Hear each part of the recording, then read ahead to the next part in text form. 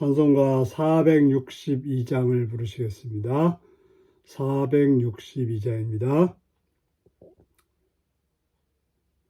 생명 진리 은혜 대신 영원하신 구세주, 사람 대사 모든 인류 구원하여 주시니, 영광 중에 계신 주님 크신 은혜 베푸사, 사랑으로 채우시고 우리 고쳐주소서.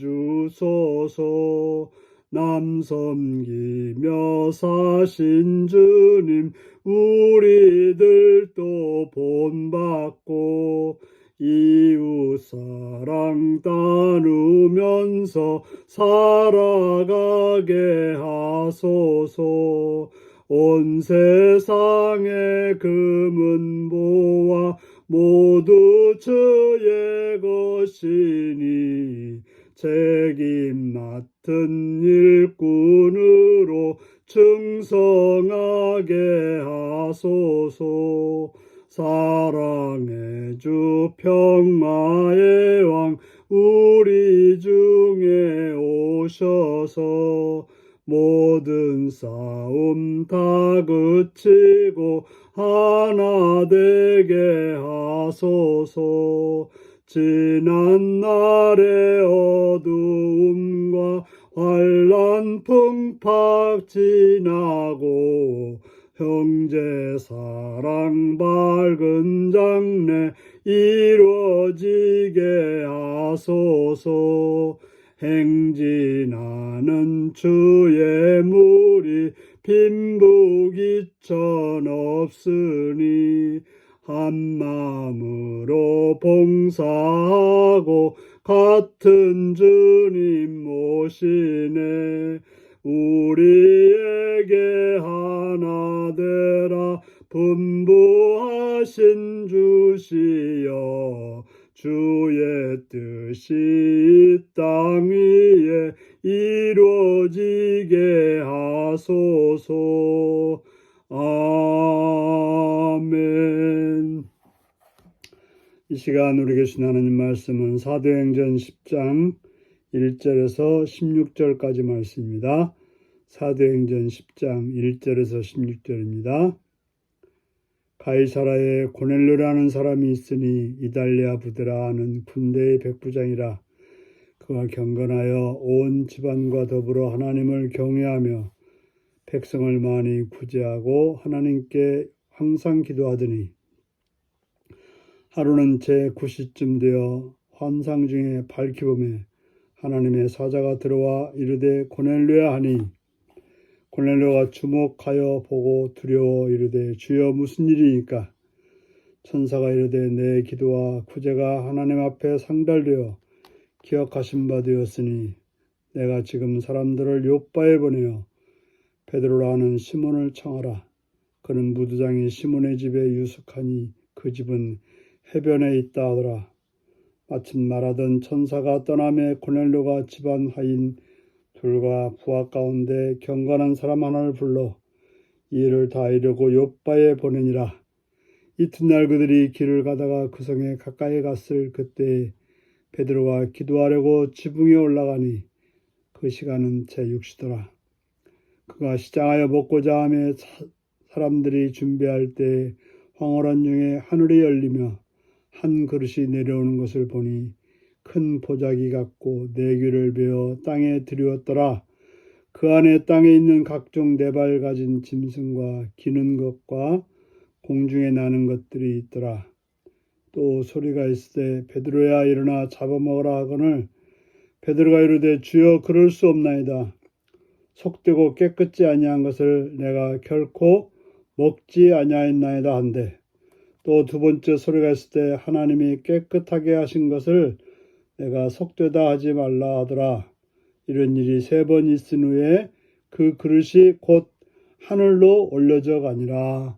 아멘. 오늘은 하나님이 깨끗하게 하신 것을 깨끗하게 하나님이 깨끗하게 하신 사람을 받으십시오라는 제목으로 말씀을 나누겠습니다. 오늘 본문에는 고넬료라고 하는 이탈리아 부대의 백부장의 이야기가 나오고 있습니다. 그는 이방인이었습니다. 이탈리아라고 하면서 이탈리아, 로마, 당시 로마의 백부장이었습니다. 로마의 보병대는 약 600명으로서 그 천부장이 부대의 지휘관이고 그 아래 8명에서 10명 내외의 백부장이 있었습니다. 바로 고넬료는 그런 백부장이었던 것입니다. 그들은 로마에서 파병된 식민지를 관리하는 그런 군인이었던 것입니다. 그런데 오늘 본문에 나오는 고넬료는 하나님을 경외했다라고 말하고 있습니다. 특별한 사람이죠. 보통은 자신의 황제들을 섬기는 그런 자들이었는데 그는 특별히 하나님을 경외하고 또 백성들을 많이 구제하고 늘 하나님께 기도하는 그러한 사람이었다라고 말하고 있습니다. 오늘 본문을 보면 하나님은 민족이나 인종과 관계없이 경건한 자의 기도와 선행을 기억하시고 마음에 그를 향한 선한 의지를 가지고 계시다는 것을 보여주고 있습니다. 하루는 제9시 오후 3시쯤 기도할 때 천사가 나타나서 그의 기도와 구제를 하나님이 기억하신다고 말씀하시면서 욥바에 있는 베드로를 청하라고 말씀하십니다. 하나님은 베드로를 통해서 그 고넬료의 신앙을 한 단계 더 높이려고 베드로를 청하라고 지시했던 것입니다. 바로 이방인에게 복음이 전해진다고 하는 것은 바로 하나님께서 예수님 통해서 말씀하신 예루살렘과 온 유대와 사마리아와 땅끝으로 복음이 전해졌을 때 땅끝입니다. 이방인들이죠. 바로 이방인들에게 복음을 전해진다고 하는 그 출발점의 이야기를 고넬료를 통해서 출발하시는 그런 귀한 뜻을 알려주고 있습니다. 고넬료가 보낸 사람들이 욥바에 이르렀을 때 베드로는 기도하려고 지붕에 올라갔습니다. 낮 12시에 기도하려고 했을 때 시장길을 느껴 베드로가 환상을 보았다고 말하고 있습니다. 하나님께서는 베드로에게 먹는 음식을 통해서 하나님의 뜻을 알려주기를 원하셨습니다. 하늘에서 큰 보자기가 내려왔는데 거기에 온갖 종류의 짐승들이 있었습니다. 구약은 특별히 율법은 먹을 수 있는 짐승과 먹지 못할 짐승을 구분했는데 그 안에는 다 들어있던 거죠. 우리로 말하면 소는 먹을 수 있지만 낙타는 먹을 수 없고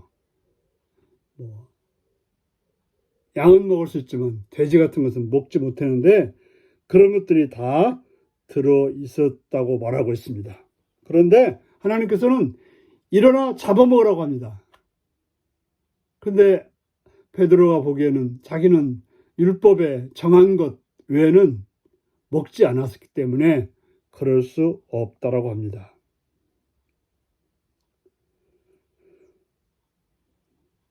하나님께서는 하나님이 이방인 가운데서도 하나님이 택하시고 깨끗하게 하신 자들이 있으니 받아 먹으라고 말씀하신 것입니다. 바로 하나님이 깨끗하게 하셨다고 하면 율법도 하나님이 정해진 것이지만 하나님이 또 사람도 부른 자들은 분명히 그들을 구원하신다는 것을 베드로에게 말씀하셨던 것입니다. 그래서 하나님이 깨끗하게 하신 것을 속되다고 하지 말라고 말하고 있습니다. 여기서 보면 고넬료는 하나님이 말씀하셨을 때 아무런 토를 달지 않고 그들의 순종해서 베드로를 초청했는데 베드로는 자기의 율법에 의해서 자기는 율법대로 지켜야 되니까 하나님의 말씀에 대해서 자기는 할 수 없다는 식으로 말하고 있습니다. 중요한 것은 하나님이 나에게 정확히 뭐라고 말씀하시는지 그게 중요한데 우리는 우리가 가진 어떤 상식, 우리가 가진 어떤 그런 테두리 안에서 뭔가를 행하려고 한다고 하는 사실입니다. 하나님은 두 번째 베드로에게 보여주십니다. 바로 이제는 유대인이나 이방이나 다 하나님 안에서 예수 그리스도 안에서 하나가 되었음을 보여주는 그런 놀라운 역사적인 장면인 것입니다. 우리가 중요한 것은 하나님의 뜻이 중요한 것입니다. 지금까지 지켜왔던 신앙의 기준이 이제는 하나님의 뜻에 이루는데 방해가 될 수 있습니다. 중요한 것은